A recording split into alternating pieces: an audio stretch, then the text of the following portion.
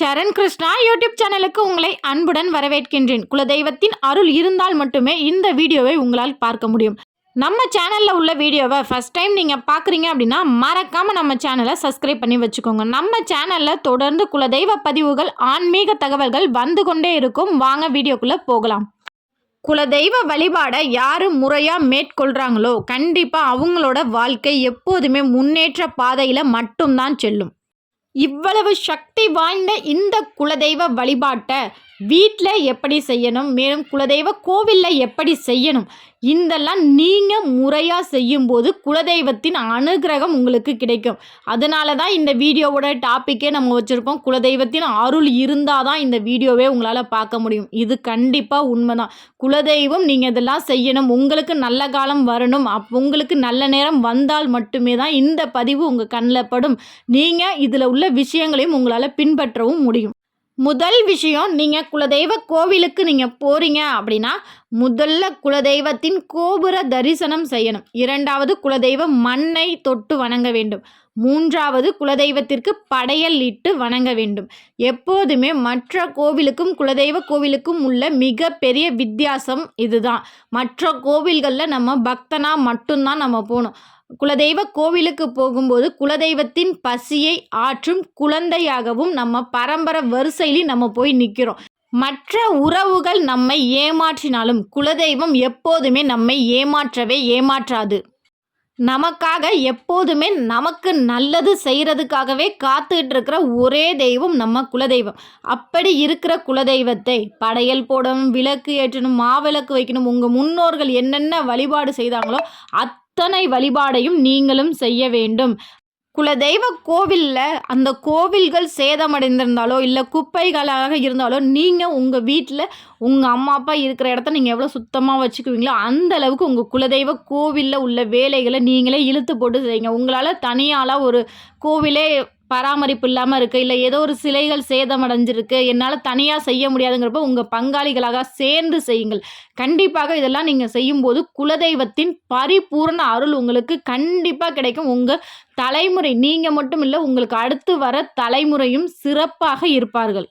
இறுதியாக நீங்கள் குலதெய்வ கோவிலில் வழிபாடெல்லாம் முடித்த பிறகு குலதெய்வத்திற்கு கட்டாயம் திஷ்டி கழிக்க வேண்டும். அதாவது குலதெய்வ பூசாரிகிட்ட சொன்னீங்கன்னா பூசணிக்காயில், எலுமிச்சையில், தேங்காயில் உங்கள் குலதெய்வ முறைப்படி குலதெய்வத்திற்கு திஷ்டி கழிப்பாங்க. இது போல் செய்யும்போது குலதெய்வம் மகிழ்ச்சி அடையும். இதை கண்டிப்பாக பூசாரிகள் மட்டும்தான் செய்யணும்.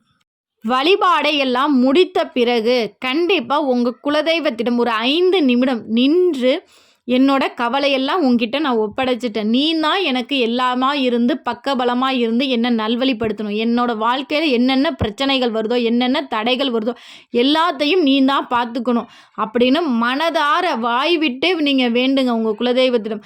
மேலும் என் வீட்டில் ஏதாவது உங்களுக்கு வீட்டில் ஏதாவது பிரச்சனைனா என் வீட்டுக்கு வந்து என்னோட பிரச்சனையெல்லாம் தீர்த்து வைமா அப்படின்னு சொல்லி மனமுருகி வேண்டி பாருங்க. கண்டிப்பாக குலதெய்வத்தின் அனுகிரகம் உங்கள் வீட்டுக்கு வரும்.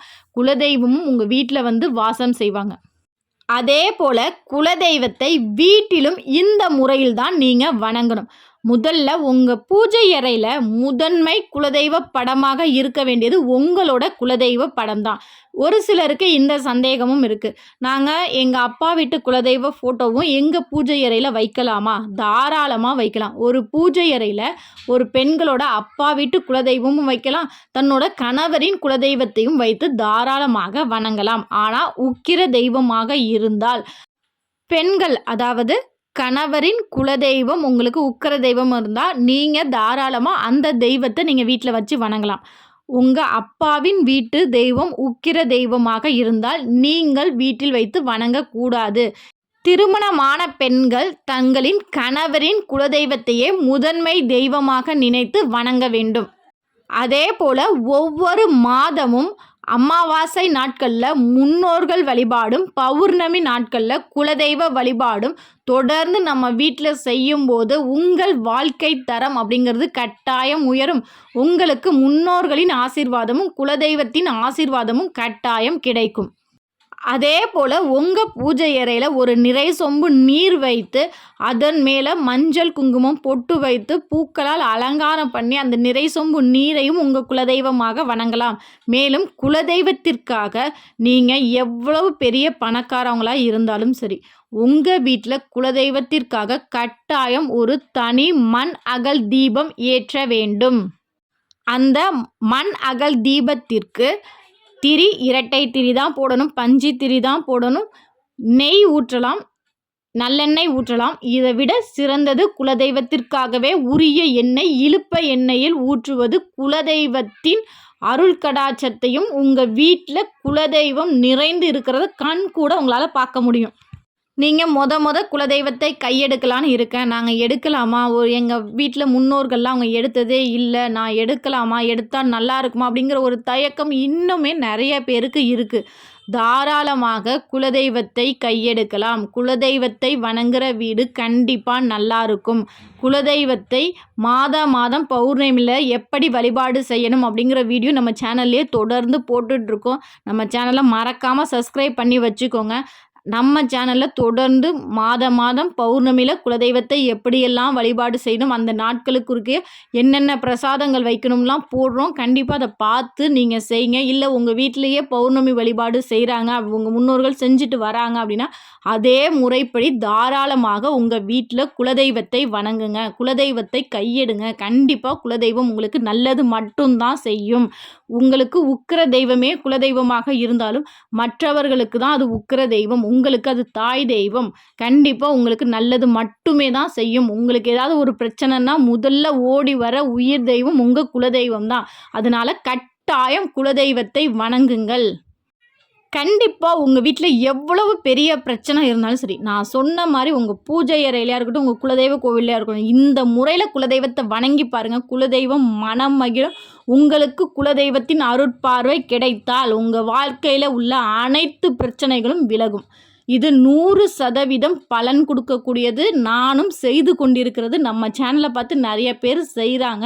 நிறைய பேர் அதெல்லாம் பார்த்து எனக்கு ரொம்ப நல்லா இருக்குன்னு சொன்ன ஒரு அருமையான வழிபாடுகள் தான் இது. கண்டிப்பாக செய்யுங்க. உங்கள் வாழ்க்கையில் நல்ல மாற்றம் ஏற்படும். குலதெய்வத்தின் அனுகிரகம் இருந்தனால் மட்டும்தான் இந்த வீடியோவை நீங்கள் பார்த்துட்ருக்கீங்க. கண்டிப்பாக செய்யுங்க. உங்களுக்கு குலதெய்வத்தின் அருள் கிடைக்கும். கண்டிப்பாக இந்த வீடியோ உங்களுக்கு பயனுள்ளதாக இருக்கும் என்ற நம்பிக்கையில் மற்றொரு வீடியோவில் சந்திக்கிறேன். இந்த வீடியோ உங்களுக்கு பிடிச்சிருந்தால் லைக் பண்ணுங்கள், ஷேர் பண்ணுங்கள், மறக்காமல் சப்ஸ்கிரைப் பண்ணுங்கள். சரண் கிருஷ்ணா யூடியூப் சேனல். நன்றி, வணக்கம்.